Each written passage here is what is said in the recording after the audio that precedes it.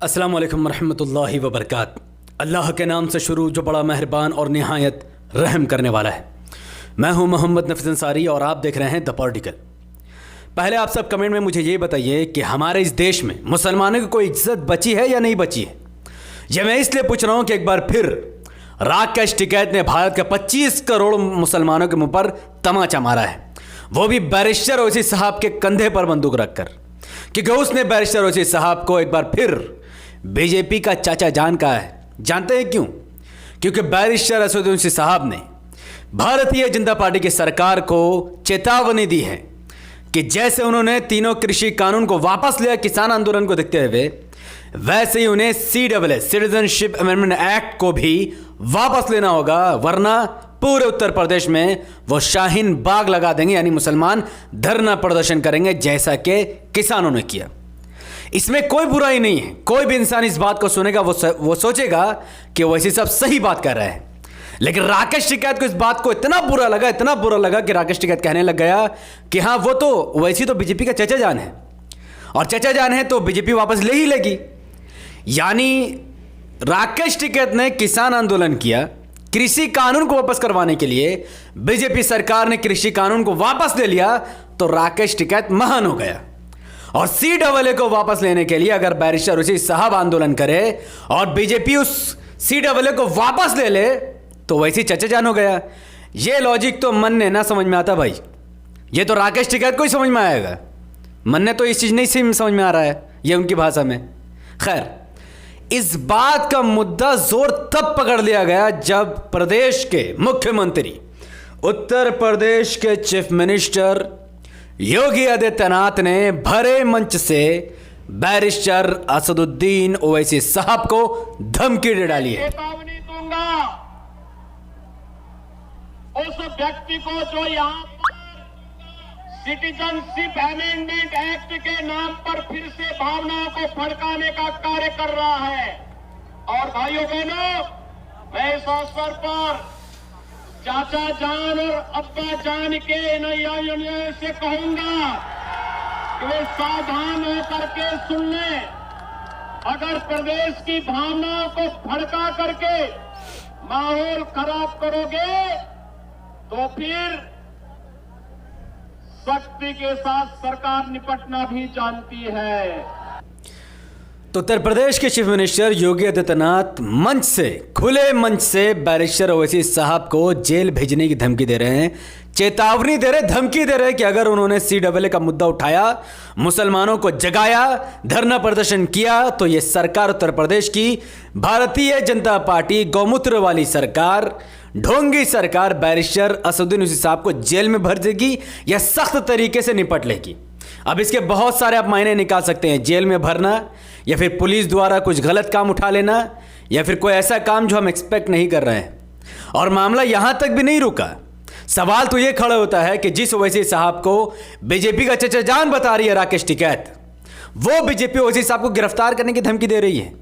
तो एक आम मुसलमान पढ़ा लिखा व्यक्ति तो यह बात समझ सकता है कि राकेश टिकैत एक नंबर का झूठा और दोगला किस्म का इंसान है, और खुद बीजेपी के साथ इसके संबंध में मैं वो वीडियो के आखिर में डाल दूंगा।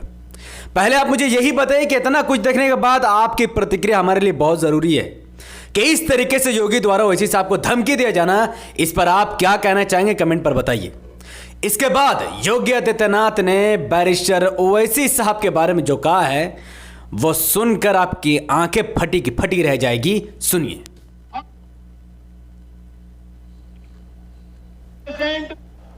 हर व्यक्ति जानता है कि ओवैसी समाजवादी पार्टी के एजेंट बनकर के प्रदेश में भावनाओं को भड़काने का कार्य कर रहे हैं।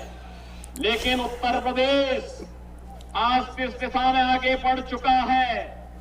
अब दंगा नहीं, दंगा मुक्त प्रदेश के रूप में उत्तर प्रदेश की पहचान है। हर व्यक्ति जानता है कि ओवैसी समाजवादी पार्टी के एजेंट बनकर के प्रदेश में भावनाओं को भड़काने का कार्य कर रहे हैं। वाह, तो इसके लिए तो बहुत जोरदार ताली बजनी चाहिए कि एक तरफ राकेश टिकैत बीजेपी का चचा जान बता रहा ओवैसी साहब को, दूसरी तरफ योगी आदित्यनाथ उत्तर प्रदेश का चीफ मिनिस्टर बैरिस्टर ओवैसी साहब को समाजवादी पार्टी का जो है एजेंट बता रहा है। ये मुझे समझ में नहीं आ रहा है।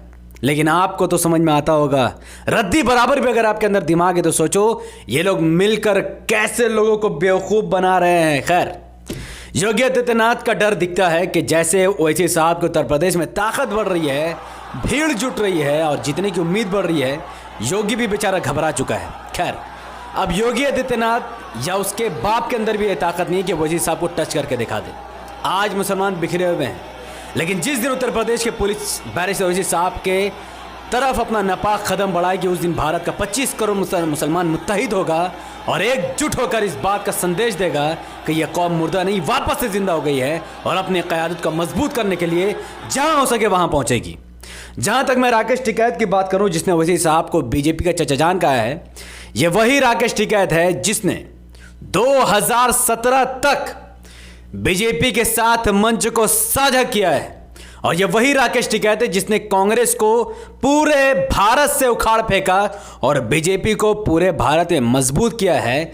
यह खुद आप तस्वीरों में देख सकते हैं कि राकेश टिकैत इस देश के बीजेपी के एक मंत्री, जिनका नाम आप सब अच्छी तरीके से जानते हैं, और कमेंट पे आपको इनका नाम बताना है कि इस मंत्री का नाम क्या है।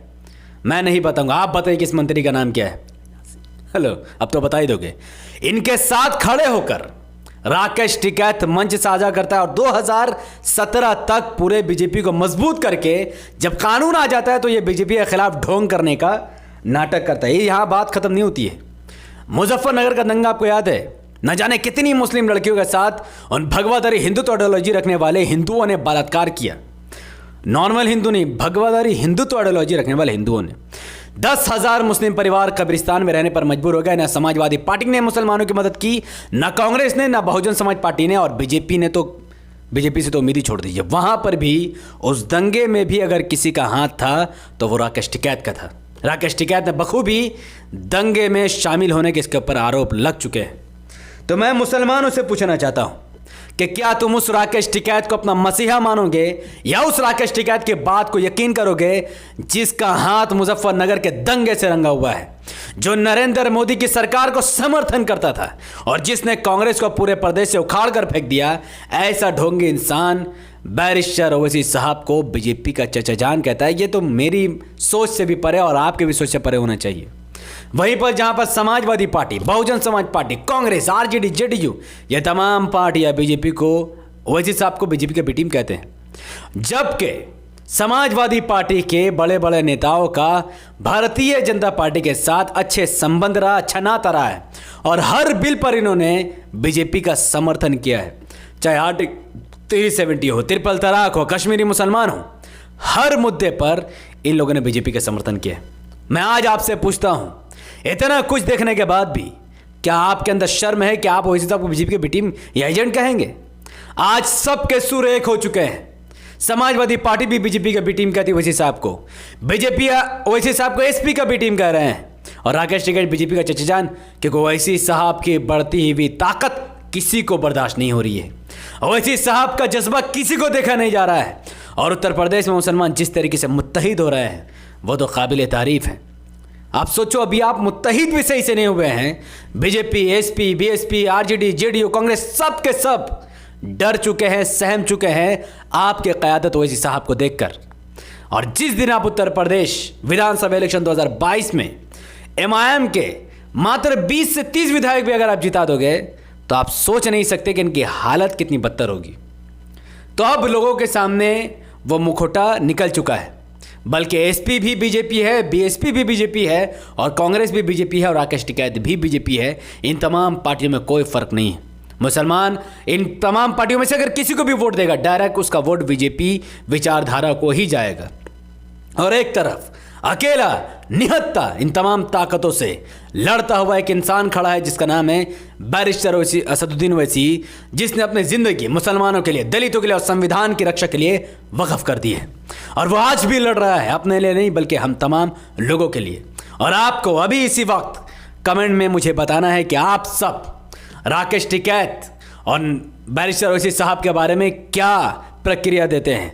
और ये वाकई में बहुत ज़रूरी है कि जो हिंदू हैं, जो यादव हैं, वो यादव के बारे में क्या कहते हैं कि क्या वाकई में हिंदू ओवैसी साहब को समाजवादी पार्टी का बी टीम समझते हैं, या यादव ओवैसी साहब को बीजेपी का बी टीम समझते हैं, या किसान ओवैसी साहब को चचा जान समझते हैं, आप कमेंट पर अपनी बात जरूर रखें, क्योंकि आज का कमेंट बहुत ज़रूरी होने वाला है।